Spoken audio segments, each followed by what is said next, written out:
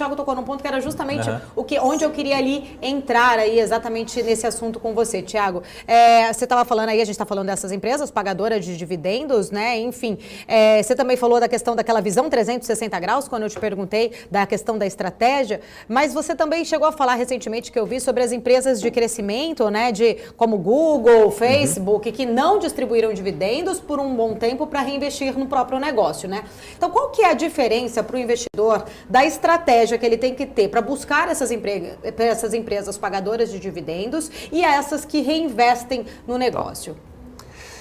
Bom, acho que aqui a gente já vai para uma parte mais avançada das finanças, que seria os fluxos futuros trazidos a valor presente, né? Essas empresas especificamente, Facebook, Google, Apple, a Apple já paga mais dividendos, mas Facebook e Google, elas não pagam dividendos por uma escolha, vamos dizer assim, da gestão, e não é porque elas não geram, elas financiaram, na verdade, todo o seu crescimento histórico com a própria geração de caixa, ou pelo menos desde que abriram capital com a própria geração de caixa, e às vezes fazendo aquisições bastante relevantes, principalmente no caso do Facebook.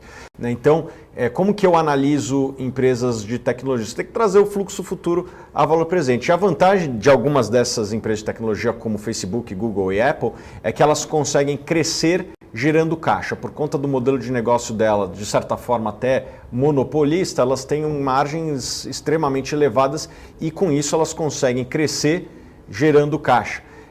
Elas não pagam dividendos apenas por uma escolha da gestão, mas se você for ver, o caixa do Facebook, o caixa do Google, cresce segundo a segundo, né? O Google ele tem hoje mais de 100 bilhões de dólares em caixa. Só para a gente ter uma noção, isso talvez fosse o suficiente para comprar qualquer empresa listada à vista, né? Quer comprar a Vale, daria para comprar à vista. Não que eu acho que eles vão fazer isso, mas seria suficiente para comprar a maior empresa da América Latina à vista. Então, eu acho que é uma questão de tempo para que essas empresas paguem dividendos e daí talvez algumas pessoas comecem a se interessar nessas ações por dividendo. Eu acho que o melhor case histórico dessas empresas de crescimento que começou a pagar dividendos é a da Apple.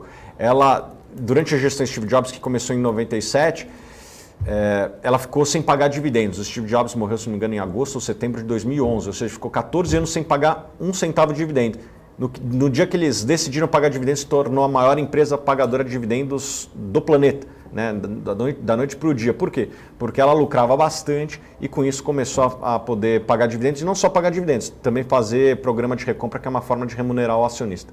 O Thiago, você falou exatamente dessa questão que ela tem dinheiro para ali comprar à vista. O que você acha do valuation dessas empresas aí de tecnologia? Você acha que elas estão sendo precificadas nos mesmos termos das empresas dos outros setores ou existe uma supervalorização?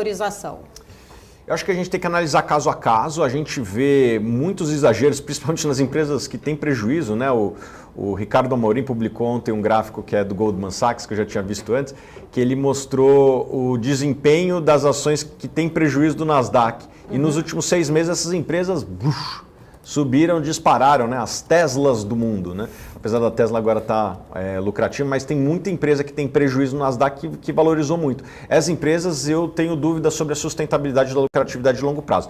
Dito isso, eu gosto muito das FANG, né? Facebook, Apple, Amazon, Netflix e Google. Um pouquinho menos de Netflix, mas as outras eu gosto bastante, né? Apple, Amazon, Google, Facebook. Essas daí eu acho que são empresas que conseguem ter margens de monopólio, crescimento. No caso da Apple, um crescimento um pouco menor, no caso das outras empresas, um crescimento de 2 dígitos muito interessante e crescendo, gerando caixa, né? E um modelo de negócios que, apesar de ter esse zoom regulatório, eu acho que mesmo com algum tipo de regulação, as margens não vão ser comprometidas de maneira significativa. Então, gosto muito dessas empresas. Hoje eu estaria comprando dessas. Facebook, Google são as minhas favoritas. Ô Marcos Saravalli, vou aproveitar a pergunta do Thiago e vou querer saber a sua opinião também. Qual que é a sua visão em relação a essas empresas aí de tecnologia que o Thiago acabou citando? Eu concordo com o Thiago também. Eu acho que essas empresas, a capacidade de nos surpreender é muito grande. Mas eu tenho uma pergunta para o Thiago, Thiago, em relação às nossas empresas techs, né, brasileiras. E algumas recentemente, é tudo muito novo, né, no sentido de fizeram IPO. Mas parece que o mercado por aqui está querendo precificar como se fossem empresas americanas, fossem as FANGs, enfim, como se fosse um Google. Será que faz sentido, né, uma empresa nova? Até eu brinco, acho que tem mais gente brincando assim, pô, parece que alguém errou nessa conta, né? Os bancos, na hora de fazer o IPO, como é que faz um IPO há 2, 3 meses atrás, o papel sobe 50%, 60%? Parece que ou tem um exagero, ou a precificação foi errada, enfim. Qual que é a leitura que a gente tem em relação a esses novos IPOs recentes, principalmente de tecnologia aqui no Brasil? Parece que tem algum exagero ou tem espaço realmente para ser precificada dessa forma, essas novas companhias? Quando perguntaram uma vez para o Eric Schmidt, CEO do Facebook, né, se eles tinham errado na precificação da compra do YouTube, ele falou, sim, erramos, só não sabemos se foi para baixo ou para cima. Né? Compraram por $1 bilhão e hoje, desculpa, o YouTube, né? Uhum. Compraram o YouTube lá atrás e falaram, pô, erramos na compra? Ele falou, erramos, só não sabemos se foi para baixo ou para cima. Ou pagamos muito caro ou pagamos muito barato. Né? E eu acho que essas empresas elas podem ser analisadas assim. Quando eu vejo algumas empresas de tecnologia sendo negociadas a 20, 30 vezes receita, estão precificando que essas empresas vão bater de frente com, vamos dizer assim, com o establishment dos segmentos que elas atuam. Né? Então, eu vejo empresas aí que estão frequentando ali a seara do mundo financeiro sendo negociadas a 20 vezes receita.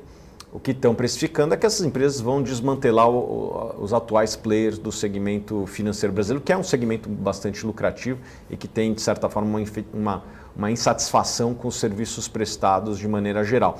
Então, a minha visão tem exagero. Eu acho que, dito tudo isso, pagar 20 vezes receita numa empresa, você está pagando muito na frente.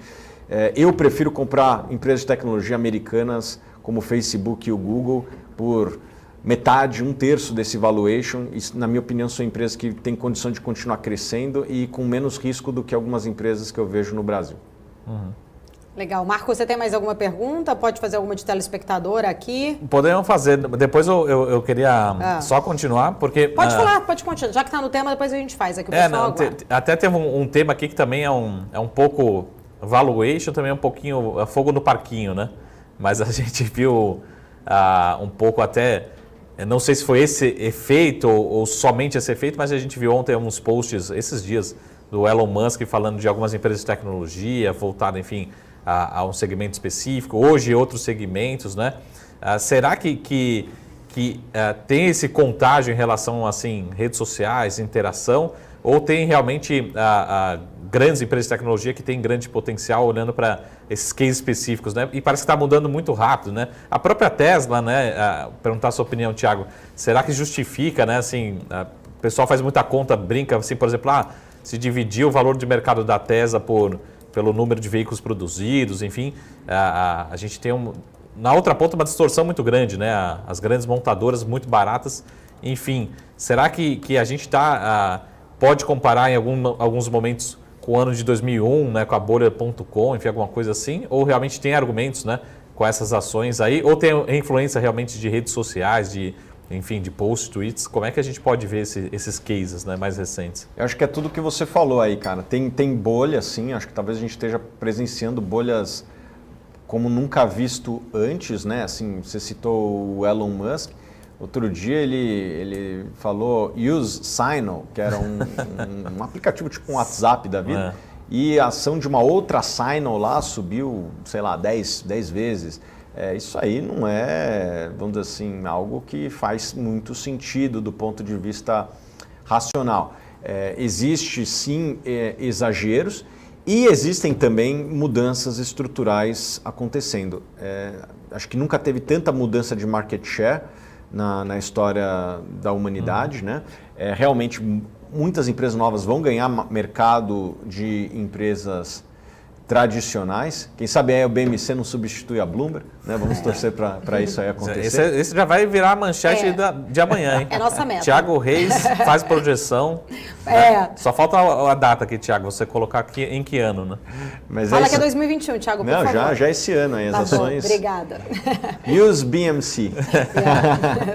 Mas eu acho que assim, tem exageros e tem coisas estruturantes acontecendo. Na hora que você mistura os dois, eu prefiro, mesmo empresas empresas de sucesso no valuation errado, você pode estar cometendo um erro. Então eu prefiro ficar de fora e investir em empresas que são sucesso, mas que ainda não estão precificadas de maneira tão exagerada.